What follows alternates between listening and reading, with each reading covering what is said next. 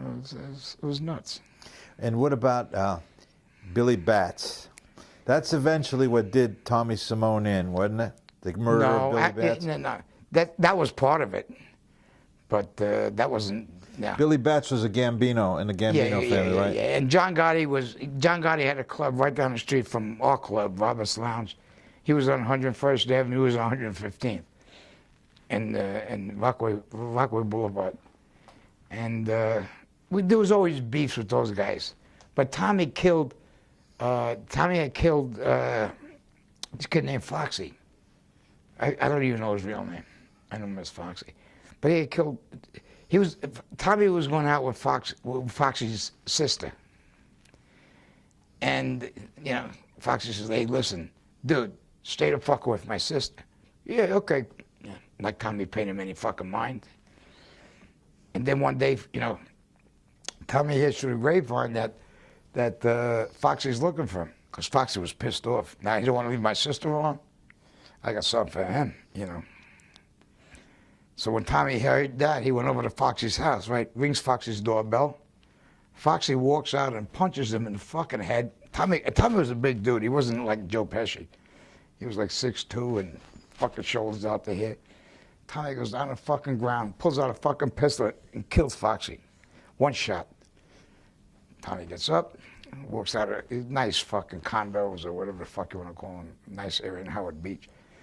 And that was one reason why Tommy got whacked. And then when he whacked another Gambino, everybody, I mean, the last place Billy Batts was seen was in my fucking joint on Queens Boulevard. It was a half-assed Wiseguy joint. You know, it was on the way to the city. You know, 59th Street Bridge, you know, from Queens Boulevard, ran into, you know, heart of the city. And I mean, so many fucking times the Gambino's gonna hand me. We know, you know, yeah, right. Even in prison when I was doing time, the a gang of Gambinos come around me. What the fuck you guys want, you know? We want to know the true story. I was, well, true story about what, you know? They says, Henry, come on. I said, come on, what the fuck are you guys talking about? You know? And there was, I think Paulie was in the room or somebody, Johnny Deere was in the room. I just looked, I said, I don't know what the fucking guys are talking about. And, you know, because we lived in like apartments like this in the fucking joint, you know, on the dorms, you know, we cooked every day and that. And they fucking left me alone after that. But they, so many times, one time they tried to, you know, grab me, but they didn't. In prison, you mean? No, before I went to prison. Yeah. Anyway, there's another story for another chapter.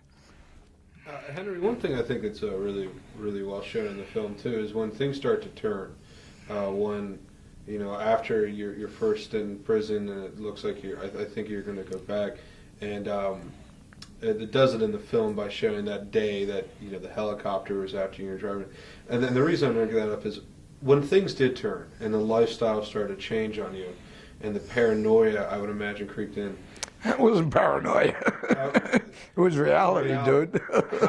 how does living like that, moment to moment, feeling at any moment that's, you know, that is there, how is life to bear like that? Well, first of all, after the Lufthansa robbery, which the whole fucking city and every fucking cop and every agency knew that who the fuck did it. You know, it wasn't no fucking, you know. I mean, I mean, you know, we made a lot of money, but after the Lufthansa robbery, you know, which was, you know, they claimed $6 million, was $6 million plus all the jewels and blah, blah, blah.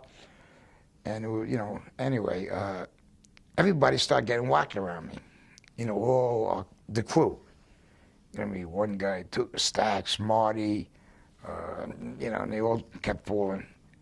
And every time a guy would get killed, the feds would come to my house.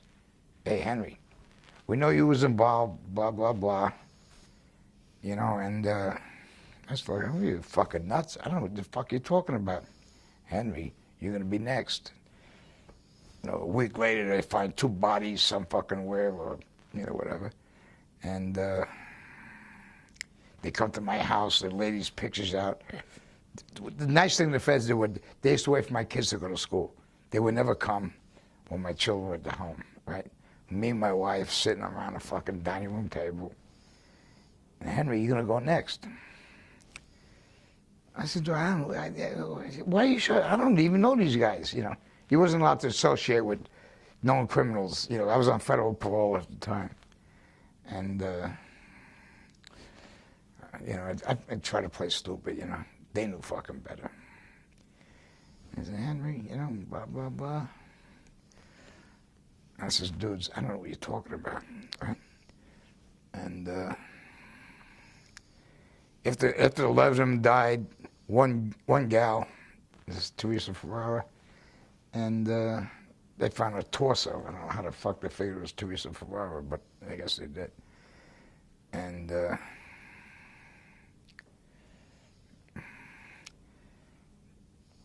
then I got popped. And in the movie, it showed it was cocaine. It was heroin.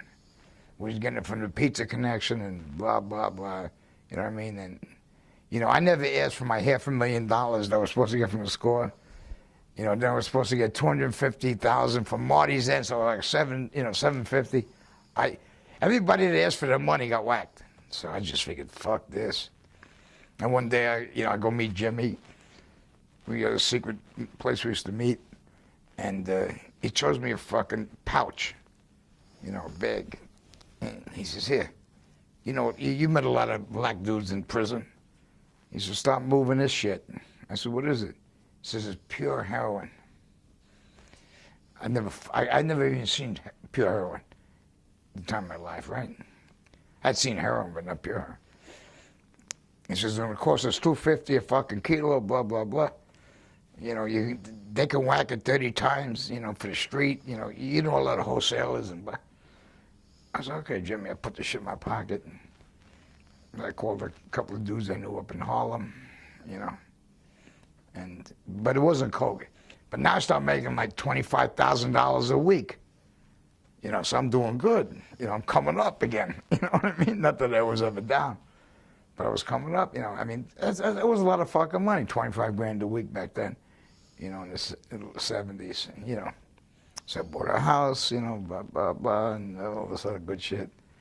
And 25,000 a week, come to 40,000 a week, you know. And then I got popped. And when I got popped, right, Nassau County in New York popped me, because I was living in Nassau County. And the feds were watching me, and I mean, I seen tail cars every fucking day on me, you know what I mean? But I figured it was over a little tons of robbery, you know? And fuck them, they ain't got nothing on me. I didn't do a fucking thing. I wasn't there. They can't prove a fucking thing, so, you know. And I'm on parole. And so Nassau County, in the movie, like that fucking scene shows when I'm leaving the house, and they popped me. And I thought it was for Lufthansa robbery. I had no fucking clue that it was for drugs, right? And I was taking stupid Judy, I don't know what name they use in the movie, to get a fucking hat. And the rest is history. You know, it's in the movie. I mean, it shows you in the movie. There I am, Joe Schmo, in the Witness Protection Program, you know, standing on line like everybody else. But, you know, and I was brought in, and then the feds come, and, you know, take me out, and they said, listen, you got two choices. You go to prison, you're gonna get killed, because, you know, if you go to trial, all this fucking shit and these tapes are gonna come up, and Jimmy was a partner, Paulie's son was a partner in the heroin business. So I says, you know, you got no fucking choice. I'm in the U.S. Attorney's office in Brooklyn, at McDonald's office, and they said, you know, he put a 6-pack of Heinekens in, side one Heinekens, too many. I mean, I knew what the fuck I was going to do at that point. You know, so, dude, where do I sign? They called in 2 squads of agents, you know, come on, take him to a safe house, go grab his family. You know, so we went out to the Hamptons for about 5 weeks.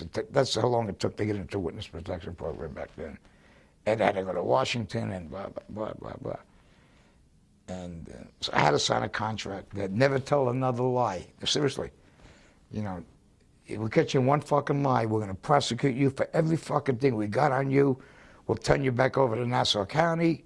They're going to, you know, you ain't going to see daylight and you're going to get whacked anyway. Because if you go to trial, all the shit's going to come out, you know, with the pizza connection and this and that and the other thing.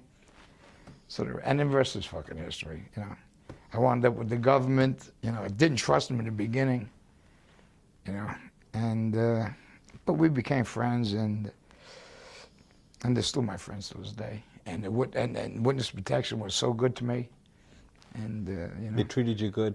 They treated me excellent, honest to God. And these guys would put their fucking lives up for me. Come on. I mean, in the beginning, believe me, I didn't trust a fucking soul. You know what I mean? But, you know, then I had to forgive myself for being a rat.